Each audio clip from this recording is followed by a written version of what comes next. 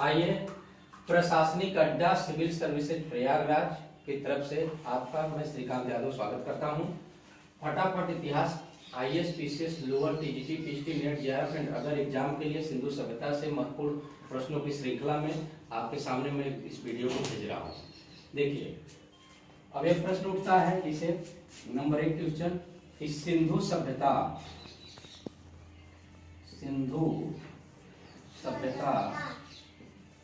नामकरण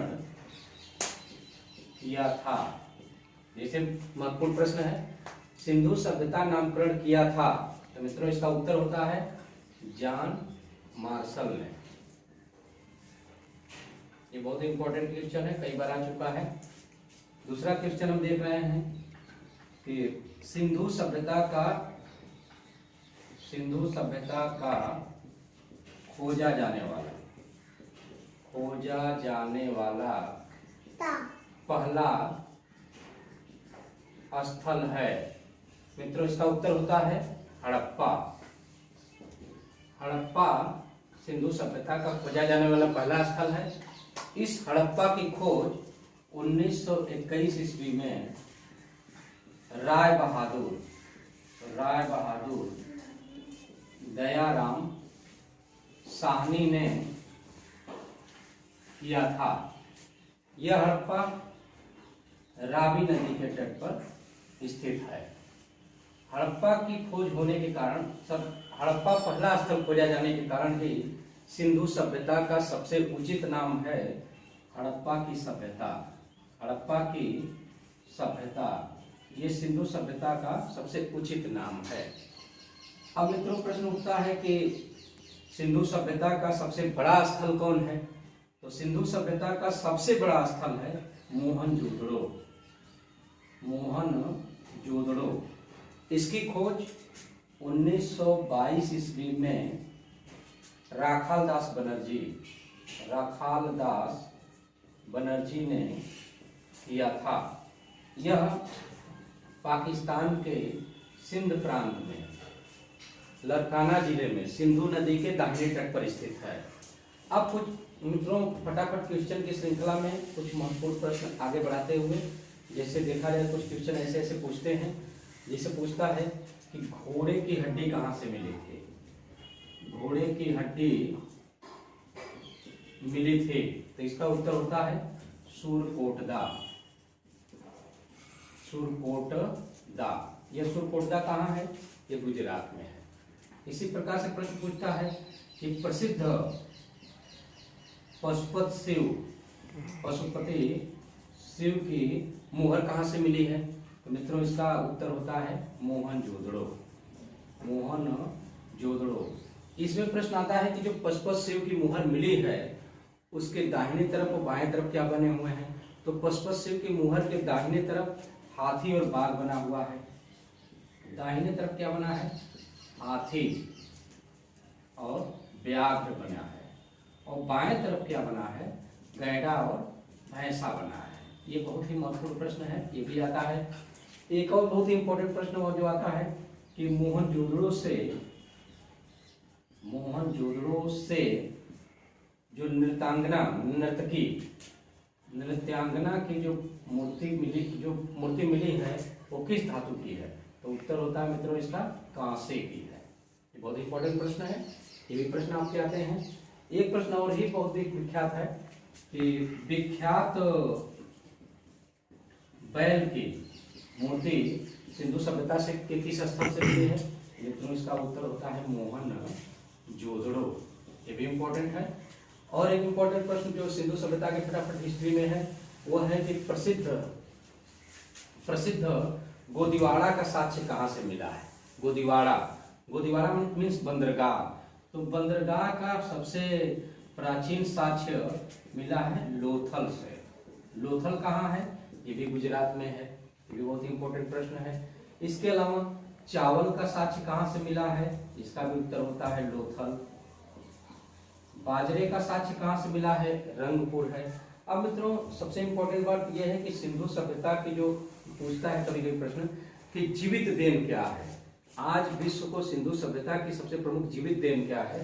तो उसको देखा जाए तो सिंधु सभ्यता की सबसे जीवित देन जो धार्मिक क्षेत्र में दिखाई देता है वो आज तक चला आ रहा है। जैसे सिंधु सभ्यता के लोग सबसे ज्यादा किसकी पूजा करते थे, तो उसका उत्तर होगा मातृ देवी। मातृ देवी के बाद दूसरे स्थान पर किसकी पूजा करते थे, ये लोग शिव की पूजा करते थे। एक बार छत्तीसगढ़ पीसीएस में प्रश्न आया है कि सिंधु सभ्यता के लोग शिव की पूजा करते थे, ये किसका कथन है, इसका मित्रों कथन है मार्शल साहब का। मार्शल महोदय ने बताया था कि सिंधु सभ्यता के लोग शिव की पूजा करते थे।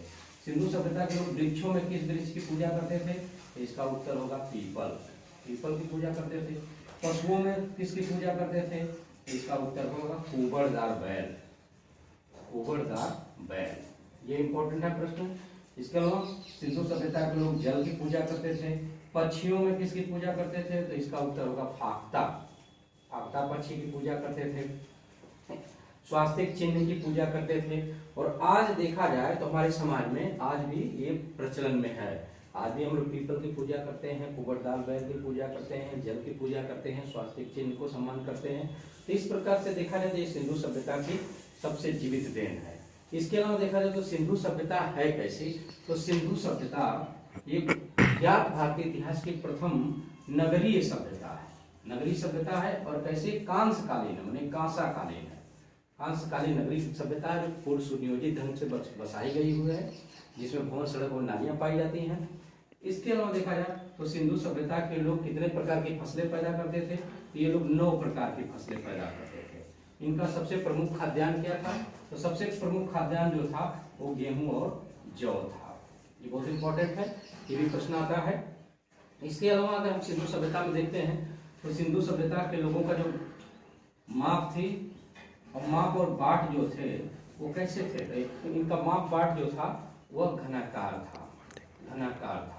इनका बाट जो था घनाकार था और यह 16 के आवर्ती में था, 16 के गुणज में था।